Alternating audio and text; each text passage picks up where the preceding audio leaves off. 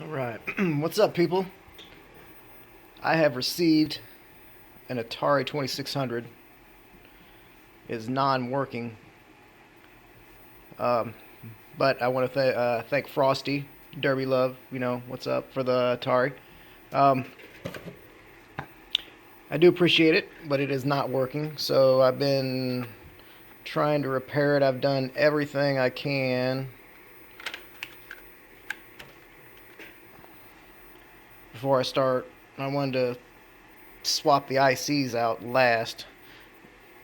So that's where I'm at now. Here is what I'm getting on the console with Phoenix in there. It does, the cart does work. I do have a working 2600.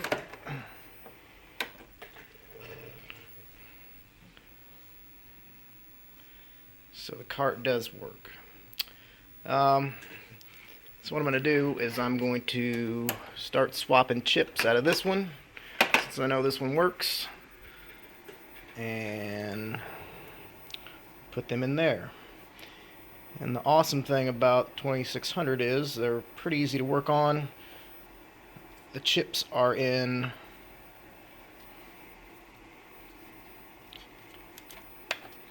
oh shit, what are those things called?